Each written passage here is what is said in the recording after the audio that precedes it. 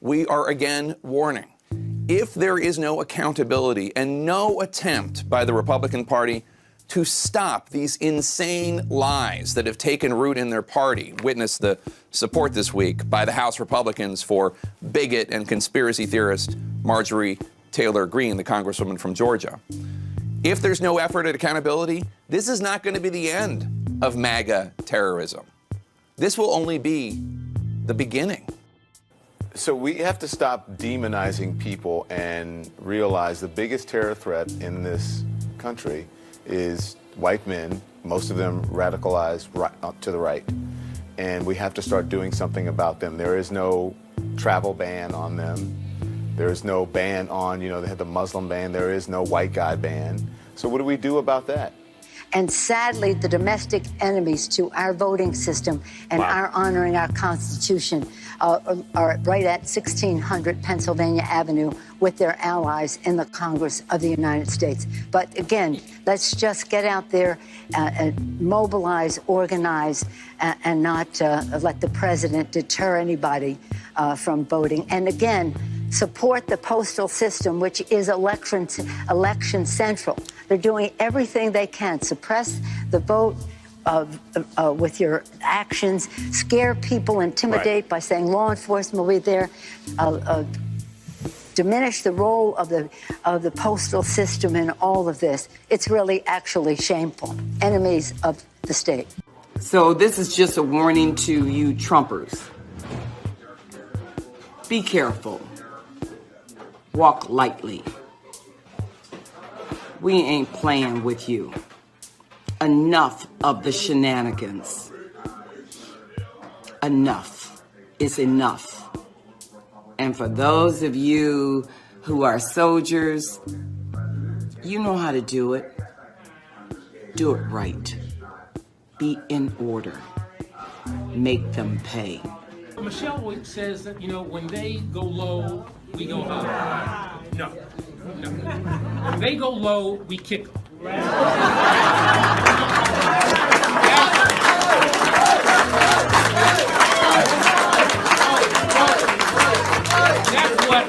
That's what this new Democratic Party is about. Please don't just come here today and then go home. Go to the Hill today. Get up and please get up in the face of some Congress people.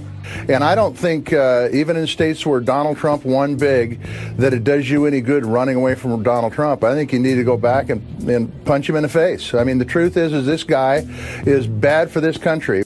The donor class can't just sit back on the sidelines and say, oh, well, don't worry, this will all work itself out.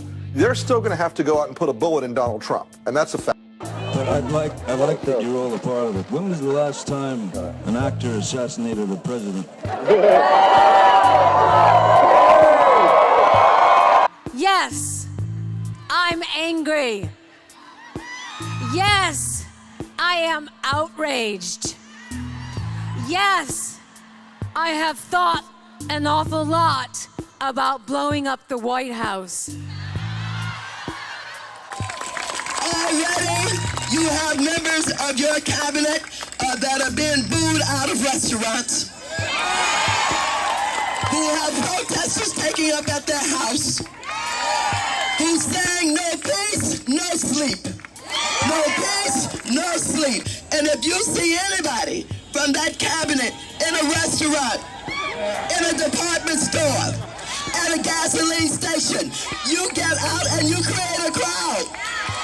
And you push back on them. And you tell them they're not welcome anymore, anywhere.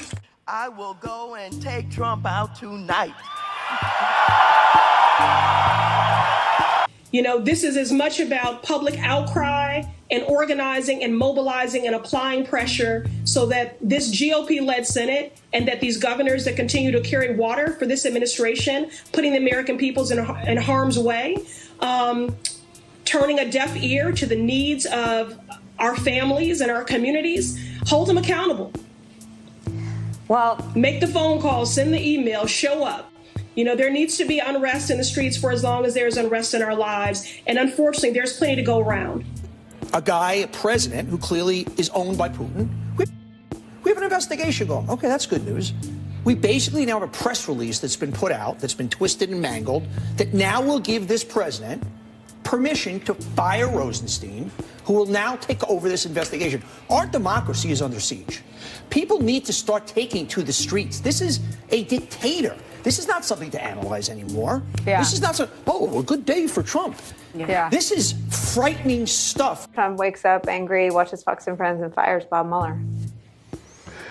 Well, I hope he doesn't do that. Well, he wakes up angry and watches Fox and Friends most days. It would set off a firestorm. I think there would be, not only on the Hill, but in the streets. I really think that would be a bad thing to happen. Look, if the president does go ahead and fire Robert Mueller, we would have people take to the streets. I believe there would be widespread civil unrest because Americans understand that the rule of law is paramount. You think there would be civil unrest, widespread civil unrest? I do. I think you're going to have protests and marches and rallies and sit-ins. I believe Americans would not stand for the firing of Robert Mueller. Many see the protests as the problem. No, the problem is what forced your fellow citizens to take to the streets.